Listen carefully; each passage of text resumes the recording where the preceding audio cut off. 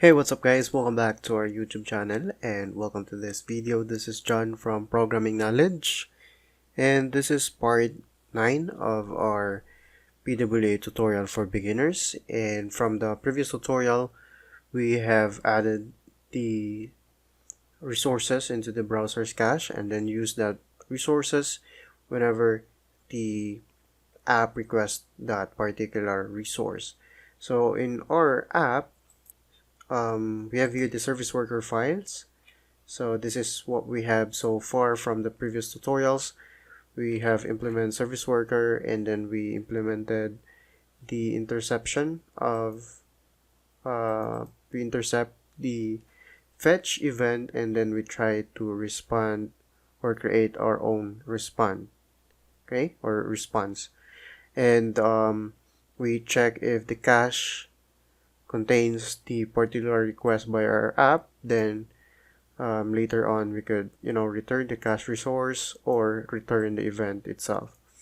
Now if we try this inside our browser, you can see here that we're getting this particular output. We're not getting the icons, so I'm gonna explain that in a moment.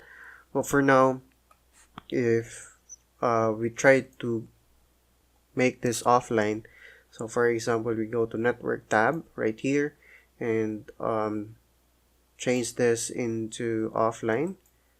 There you go. So it means that the browser is now offline. And if we try to refresh this, basically we're still getting the display of our app, and that's the heart of the PWA, meaning even if the browser goes offline or the device goes offline, we still can see the app shell. So if we go to another page, for example the about page, you notice that we're getting this particular page. This site can be reached. It means that currently we're not connected to the internet and we haven't added the about.html file to the browser's cache, so that's why we're getting this particular output right here. So what we need is, of course, to make the other pages as well, or to save the other pages as well. So for example, we want to add the about.html file into the browser's cache, so that later on when our app requested this particular resource, then it will return the resource coming from the cache, rather than this particular ugly page that says that we're not getting, or the site can't be reached or something. So, and another thing that I want to explain right here is the icons. So as you can see here, we instead of icons, we're getting this particular lines or this particular text, the call, delete underscore outline, and the menu. So this is for the material icons, and as you notice, if we go back or go here in inside the network, you can see here that we requested the material plus icons. We already added this to the cache, but still we're getting this particular output. That's because if we go here in the preview, you can see here that this particular resource is also requesting another URL or another resource, which is this. As you can see here, the fonts.gstatic.com/s/material icons. So we need that to, or we need also to add this to the cache. Okay, so what we could do is copy and paste this. So let's just highlight this particular resource. This is being requested by the resource that we have saved into the cache. So we need this to save also. We need to save this into our cache. So let's go back to our service worker file, and then inside here we need to add another one for this particular resource, fonts. That's gstatic.com/s material icons and so on. So save this and let's go back to the browser. and go to application. So it's update on reload. Okay, so we could reload this and it should apply the new version of our service worker. And as you can see here, let's try to go online first. Okay, there we go, and we can go offline. So it's currently offline. Then we could refresh our page. Still we're getting the right output for our app, where we can see the menu. We could see also the icons right here. But if we go here in our about page, we're getting this particular output, and later on we will add also this particular about.html or in any other resource requested by our app. Now I want you to understand a certain concept in the PWA. So basically here we're getting this output. Now if we try to change our for example the index.html, so let's just add maybe here, let's just say h4, and then let's just say contacts. Okay, save, and let's go back into our browser and refresh our page. And I'm just gonna uncheck the update on reload right now, because you know it will try to handle the problems that I'm gonna show you.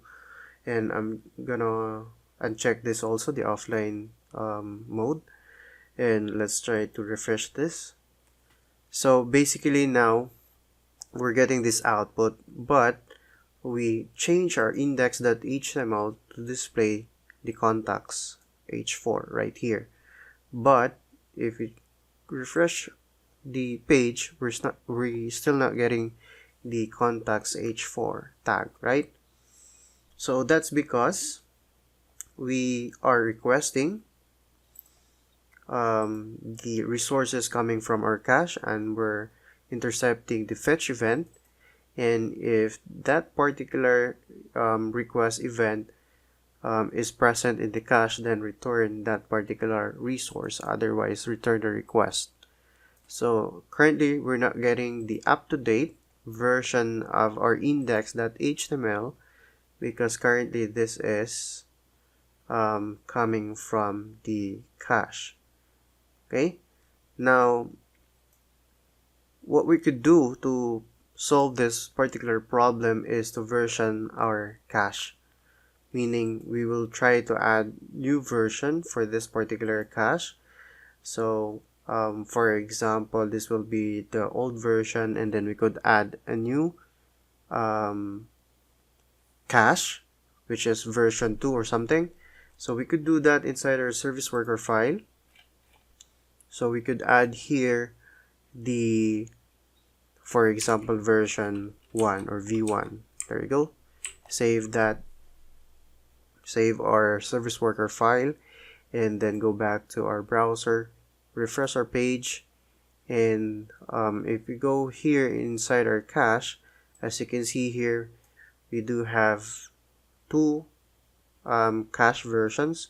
This is the original one, and this is the second one that we have added just a while ago right here. As you can see here, app-shell-rs-rs-v1. So that's the latest version of the resources that being added. But still we're not getting the contacts h4 element that we have added inside our index.html right here. That's because the PWA or the app tries to look at or tries to search for the index.html file between this versions of our cache. So it tries to look into the version or the old version, and also it tries to search for the index.html inside the version 1 of our cache. So it doesn't know really which one to choose between the index.html from the version 1 or the index.html from the old version of the cache. So that's why we need to address this problem, and we need to modify our service worker file. And in the next video, I'm going to teach you how you can add versions to your cache and delete the old versions and return the new version of our cache or the resources from our cache. So that's all there is to it, guys, in this video. And in the next video, we're going to continue working with our service worker, and we will try to address this particular problem in the next video. So again, thank you for watching, and see you in the next video.